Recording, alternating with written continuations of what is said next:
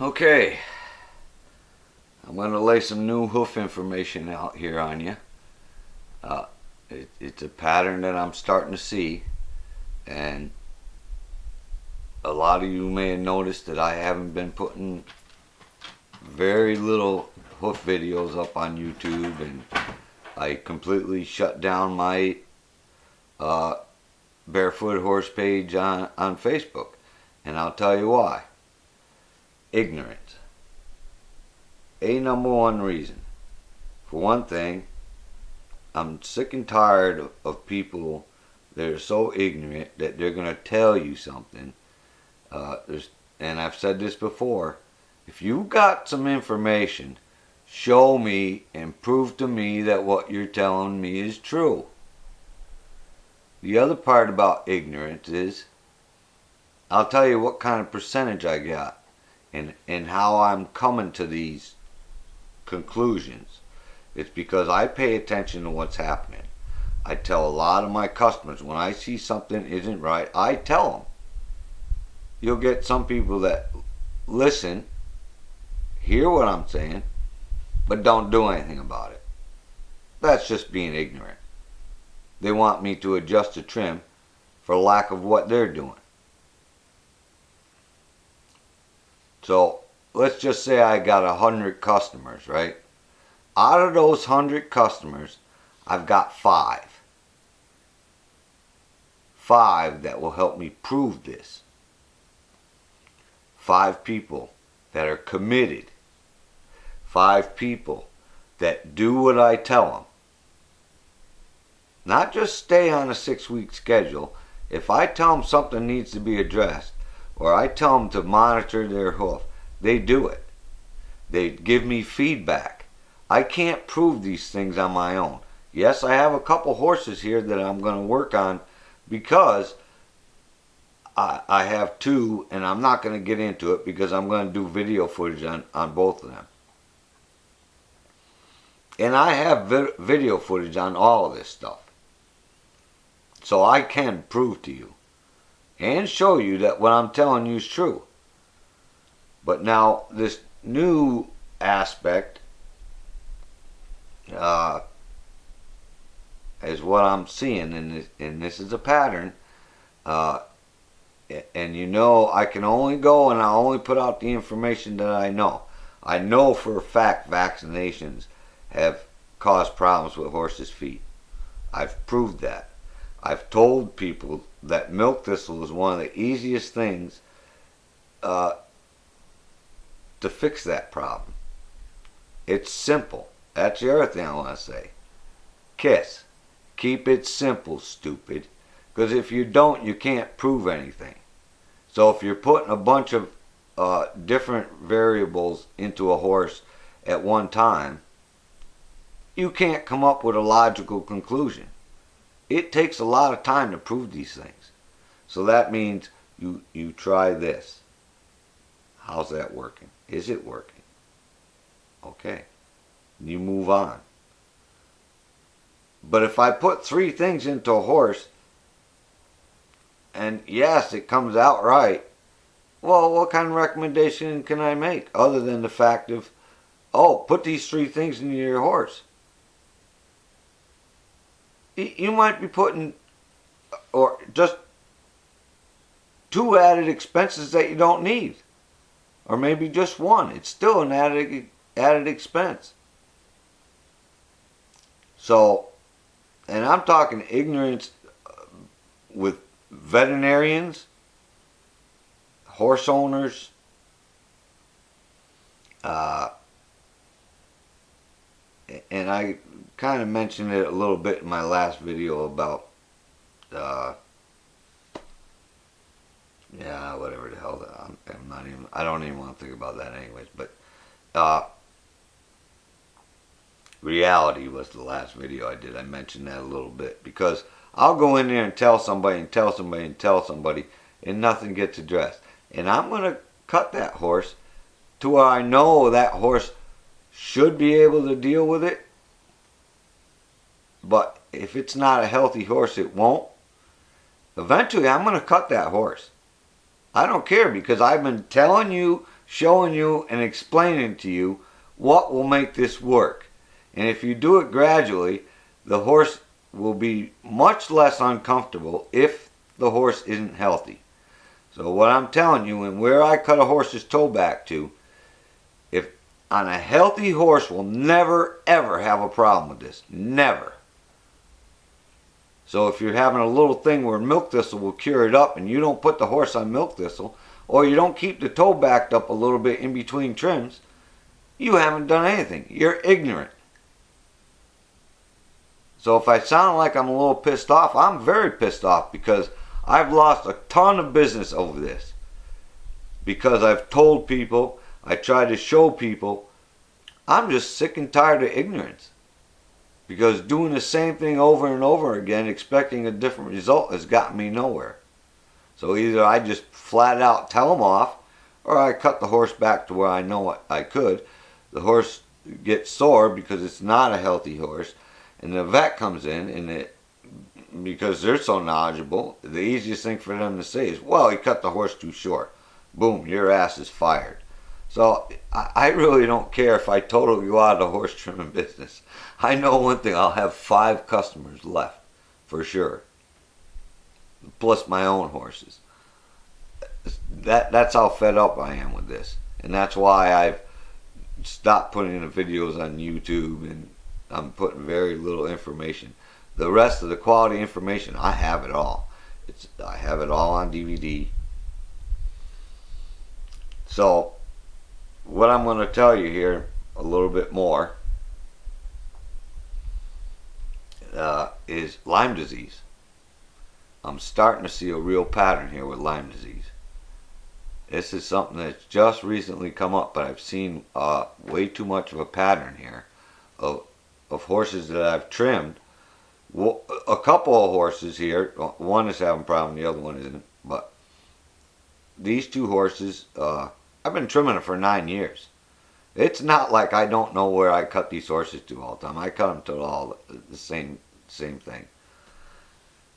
and I'm trying to stay away from stories to keep this really long. So I mean I have video footage of that, and I have video footage of a horse that opened my eyes to it, because I've been trimming this horse for a while, and the horse has been wishy-washy and back and forth on the concavity.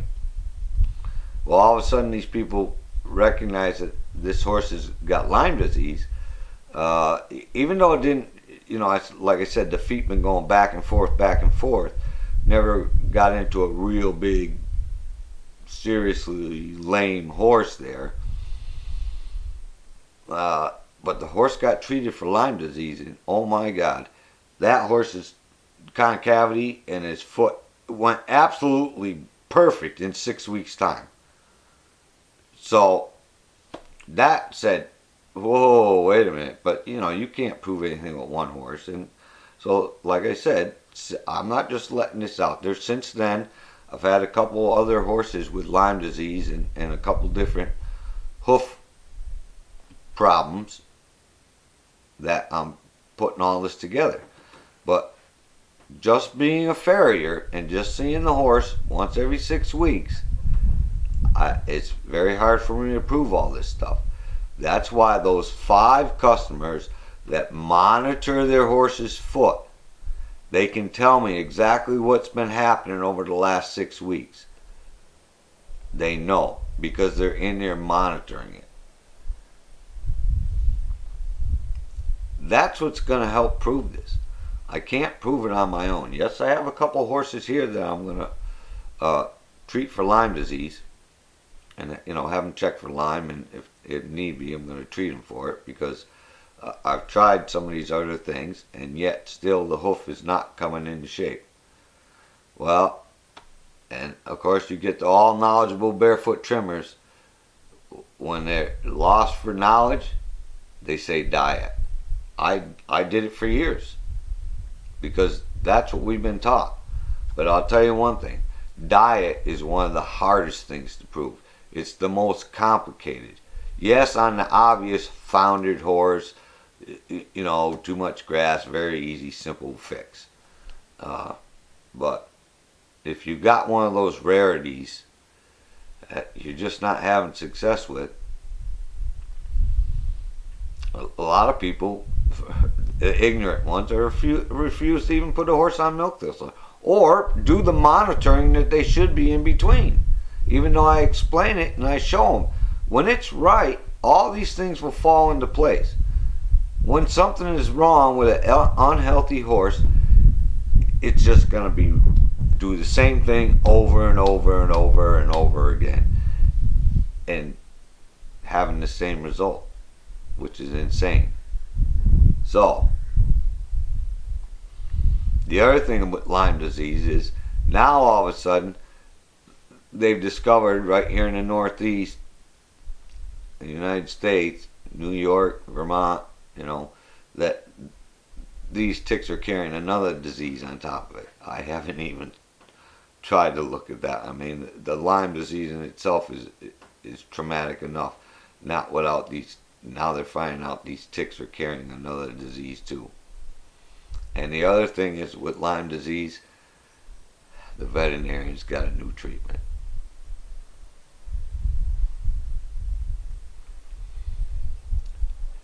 The thing is, maybe it works better for fixing the soundness of the shoulders or gait and everything, but I'll guarantee you these veterinarians are not monitoring what's happening with that horse's hoof, the sole. So I'm a little leery about this new drug. So that's going to add another equation to the situation. If my horses, because of what I've seen, this new drug is not proven as far as I'm concerned with it, as far as having any hoof issues. But I have one customer that's on it right now, the new medication.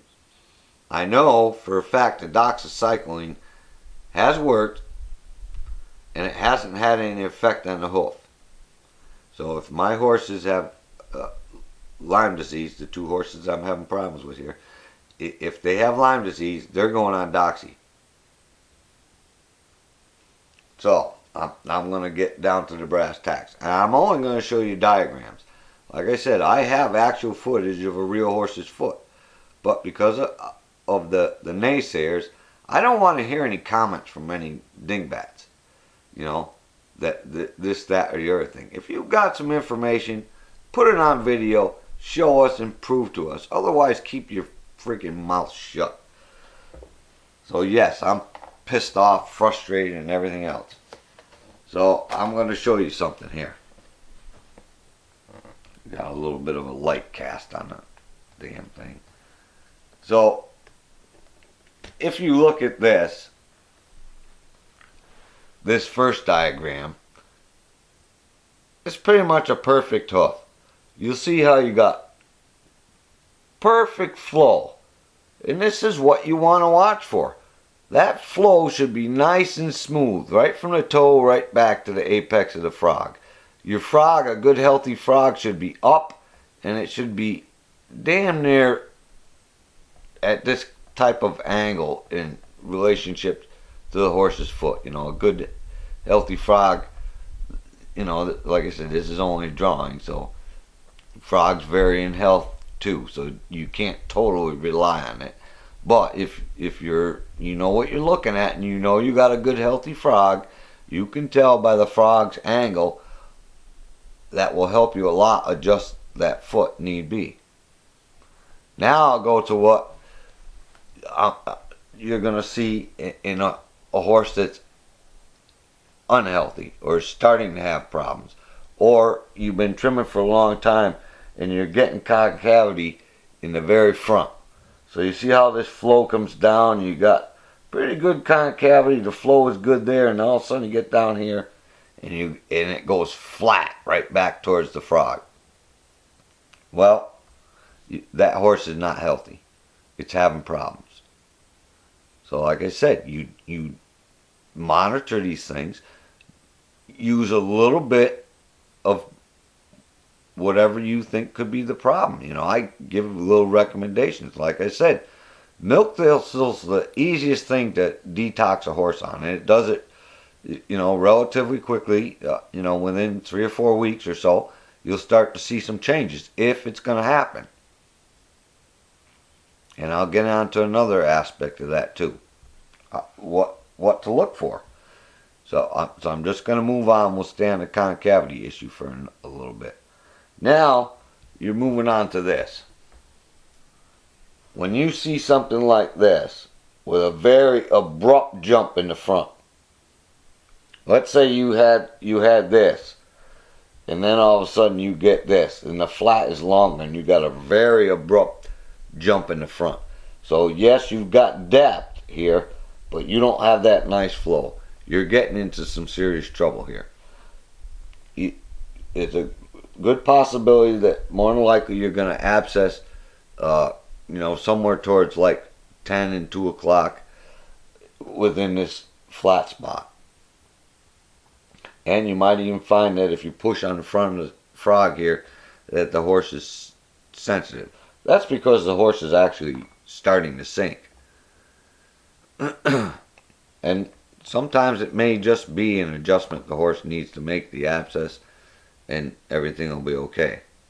But because of this Lyme disease, I'm starting to see this, and so this is something I'm going to be very proactive on, and notify people. The only way I can get results on this and find out is if the people are willing to go and see. Sure, I don't mind. I'll wait a little bit, and if you're monitoring it, you can check for abscesses. Abscesses are not the worst thing in the world. You deal with them and you fix them. But that, you're getting in serious trouble if you see that. So if you got depth, the hoof wall would, basically be up here.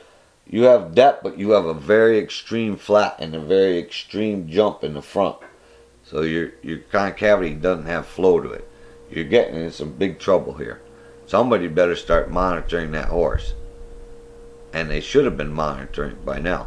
So I've seen this happen after trimming horses for a long time, never having a problem. And when the horse gets like this, it's going to be sore. So like I said, I know where I cut these horses. I've seen this on 2 horses recently that I've been trimming for a year, and everything, especially one of the horses, had severely bad feet. And I've been trimming him, being pretty assertive with the toe, never having a problem. And then all of a sudden to get to this, after a year of trimming, everything was flowing nice, and you trim the horse the same way, and all of a sudden this problem shows up. So, it happened to 2 horses at the same barn.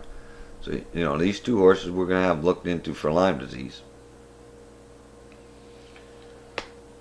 So, we'll get on to the milk thistle part. If you're having problems with a horse stimulating this portion of the sole where I got marked in green, the easiest thing to do is put them on milk thistle. There's no reason in the world, if you start stimulating this if on a healthy horse, they will never get sore. Never. Simplest thing is to put them on milk thistle. And I've said this before in my other videos.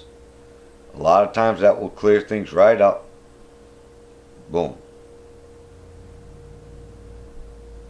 So, when you try to start stimulating this, if you end up with a sore horse, your horse is not completely healthy. He's having some issues.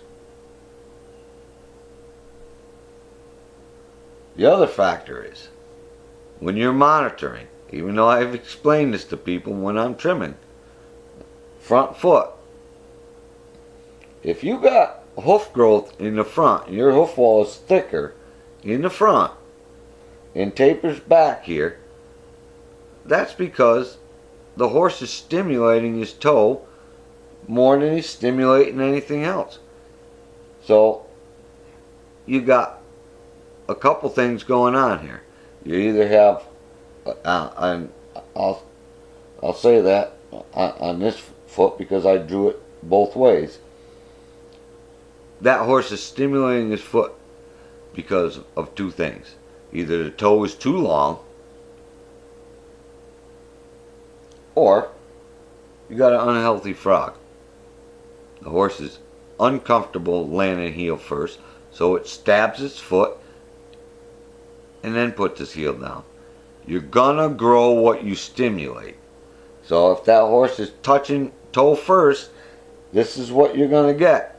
You're gonna come in and you're gonna trim and you're gonna back up more toe here and hardly cut heels at all. So if you got an unhealthy frog like this, you got thrush infection or navicular disease. So I'm gonna skip by the navicular because I have a whole separate video on that, and he's still dealing with the same problem. The horse does not want to touch down with his heel first. So if you got contracted heels, you got thrush in there, you got a problem. It's got to be dealt with. Just trimming these horses every 6 weeks doesn't fix this. And in the navicular video, I have information on what will help them get through that. And so, you know, the Lyme disease is a problem. And I know veterinarians. I know one vet that did treat one of those horses at the barn there with a different technique. And you know, others have said, well, I use this and this, you know, two different techniques, two completely different techniques. So they don't know what works. So you get charged for both. One is holistic and the other one is steroids. So if you're using both, how do you know what works? Yeah, you're having good results, but you're doing two different techniques there. Do one, or at least discuss it with your customer. Do one. Otherwise, every other customer after that, you're going to use two techniques on it just because it worked. You don't know what's worked. So the same thing with the Lyme disease. I'm putting this information out is because I'm seeing a pattern here. In order to prove this, I need feedback. See, those 5 customers that I have, they give me feedback. I give them feedback and information if I see something change, because I've been trimming these horses for years.